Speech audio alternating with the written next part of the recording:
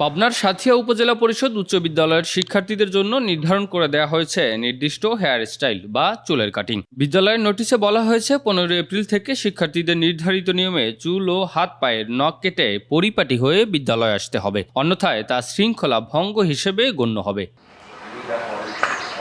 শিক্ষকদের মতে ছোটবেলা থেকেই নিয়ম শৃঙ্খলা ও পরিচ্ছন্নতার অভ্যাস গড়ে উঠলে তা ভবিষ্যৎ জীবনে ইতিবাচক প্রভাব ফেলবে। নখটা ঠিক মতো কাটলো কিনা, চুলটা ঠিক আছে কিনা, এগুলো আসলে শিক্ষা প্রতিষ্ঠান থেকে শিক্ষা নেওয়া উচিত।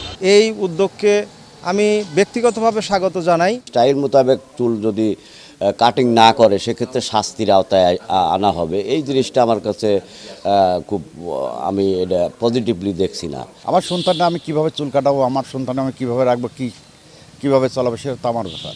বিদ্যালয় কর্তৃপক্ষ বলছে এটি কোনো চাপ সৃষ্টি নয়, বরং শিক্ষার্থীদের মাঝে সমতা, পরিচ্ছন্নতা ও নিয়মতান্ত্রিক জীবনযাপন শেখানোর একটি উদ্যোগ। আসলে পাঠ্য বই তো সবসময় আমরা অ্যাকচুয়ালি পাঠদান করে থাকি, তো যদি একটু শৃঙ্খলা যদি চুল কেটে আরেকটু সুন্দর হয় তো দেখতে আরো সুন্দর লাগে। প্রশাসন বলছে বিদ্যালয়ের শিক্ষার পরিবেশ বজায় রাখা এবং শিক্ষার্থীদের মাঝে শৃঙ্খলাবোধ গড়ে তোলাই আমাদের লক্ষ্য। এটি প্রশাসনিক নির্দেশনারই একটি অংশ। এটা খুবই সাধারণ একটি ধারণা যে আমরা স্কুলে যখন আসব বা বাচ্চাকে পাঠাবো, বাবা মাদেরকেও একটু মনে করিয়ে দেয়া যে আমি যেন আমার বাচ্চাকে যে ড্রেসটাই থাকবে সেটা যেন সুন্দর করে পরিষ্কার করে পাঠাই। শিক্ষার্থীরা বলছে ছোট চুল, পরিষ্কার পরিচ্ছন্নতা এসব একটি সুস্থ শিক্ষা জীবনের অংশ।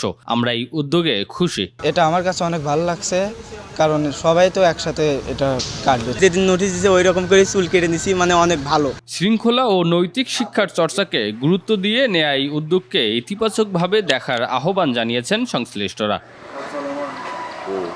সুমন সিদ্দিকী বাবু, 21 টেলিভিশন।